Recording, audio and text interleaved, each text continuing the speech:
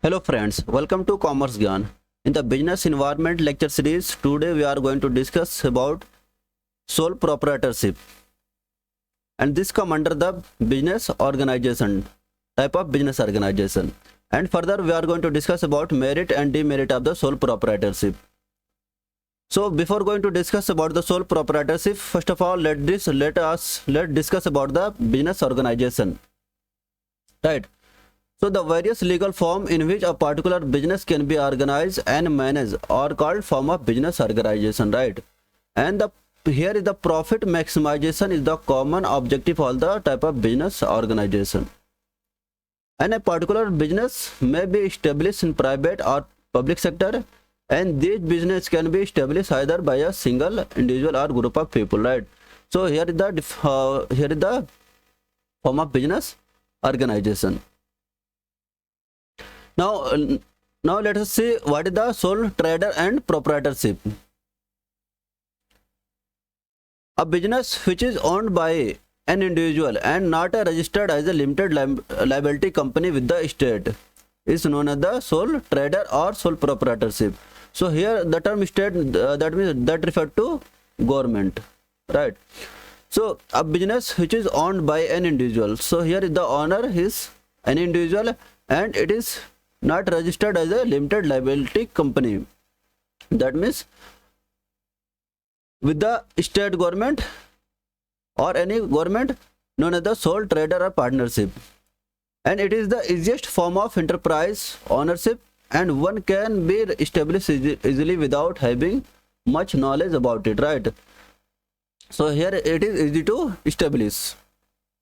For example, an entrepreneur working as a freelancer, a commission-based salesman, an independent contractor, a craftsman on contract-based job, etc. These entrepreneurs also called the sole proprietors, right? So here is a question for you. What is the term used to describe business owned by an individual and is not registered as a limited liability company with the state? And why is it considered a easiest form of enterprise ownership to establish? So answer this question in detail. Now let's see what is the sole proprietorship that is defined by different authors. So here are two authors, L.H. Henne and J.L. Hansen. Let's see how they are described. They describe this. So according to L.H. Henne, the individual proprietorship is the form of business organization at the head of which stand an individual as a one who is responsible and who direct its operation and who alone run the risk of failure. So according to L.H. Henne, the individual proprietorship is the form of business organization at the head which stand individual is on who is responsible and who direct its operation and who also run the risk of the failure. Now let's see about the according to J.L. Hansen. So according to J.L. Hansen, sole trader business is a type of business unit where one person is solely responsible for providing capital, for bearing the risk of the enterprise and for the management of the business, right? So here he or she have to manage the capital, bearing of the risk and also for the management of the business. So here is one more question for you. According to L.H. Henne and J.L. Hansen, what are the key attributes of the individual proprietorship or sole trader business, and how do they describe the role and the responsibility of the person at the head of the such business, right? So answer this question also in your way. Now let's see what are the merit of the sole proprietorship. So first merit is low production cost. In case of sole proprietorship, the single owner of the business work hard for the success of his business, as the business is exclusively owned by him. And he also ensured that the resources are fully utilized without any wastage and keep a check on all the business activities. This led to the low cost of production, right? Next, merit of the sole proprietorship, one, the timely decision making. A sole proprietor may or may not discuss his business issue with anyone. He then accordingly takes prompt decision regarding the situation in the no time. So in case of sole proprietorship, the decision is fast. Next merit of the sole proprietorship, personal contact with the and relationship. So the sole owner has a small scale business, because of which he is also able to maintain the close and personal contact with his customers. This also help to him to know the exact need of the and want of the customers and fulfill those requirements, right? For example, if a barber makes a close relation with his customer by knowing their preferences and try to provide him maximum satisfaction, right? And this is possible due to the less number of less customers. Next merit of the sole proprietorship is easy to start and dissolve. So in case of sole proprietorship, is the simplest form of business ownership, and no legal laws or government formality are required to be followed, and while starting business enterprise, right? So here is easy to start and dissolve because there is no legal formality required to start a business, with exception to some. Only license is needed to start business from the appropriate authority, right? So in some cases you need to take license. Similarly, in case of winding up, that is for closing the business, no legal formality is involved, and the owner can dissolve the business on his own will, right? So here no legal formality to required to dissolve the business. Next merit of the sole proprietorship is business confidentiality. There are certain secret and sensitive information within every business organization regarding new product and development and purchase of the equipment or raw material, product, sales, etc. In case of single owner, there is no chance of disclosure of the secret of anyone, right? So in case of sole proprietorship, the owner can maintain confidentiality. Next merit is flexibility in the business. So due to the sole ownership, it can be the owner can make alteration in his business according to changing the market condition. He can adjust his quality and quantity of the product accordance with the varying demand and supply in the market, right?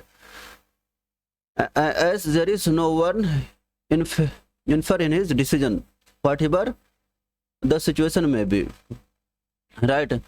So here the owner can make decision on his or her own way, and due to that the business can be flexible. Now let's see the demerit of the sole proprietorship.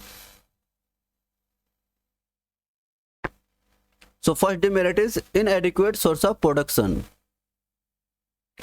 As a small business organization has limited resources, a single owner faces several problems while expanding the business, as he is not capable of raising the fund alone, and this limits the business expansion, and owner is the only able to develop as per the financial status.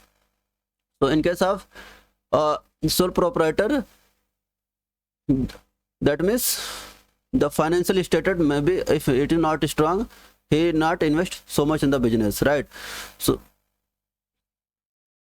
that may be a hurdle in expansion.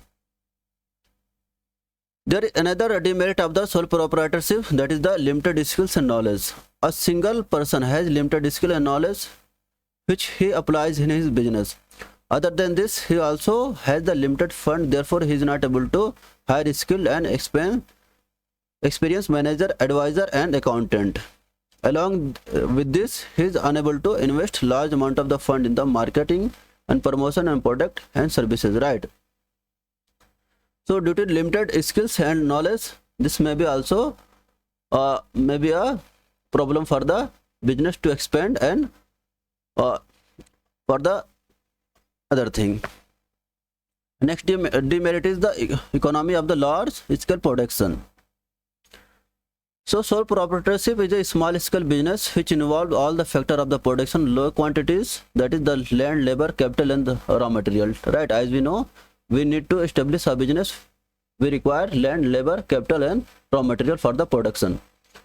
With this, the owner is unable to gain the economy of the large scale production, and subsequently the production of the cost of product in this business are more than the product of the large scale business, right? So due to these hurdles, the production may be low.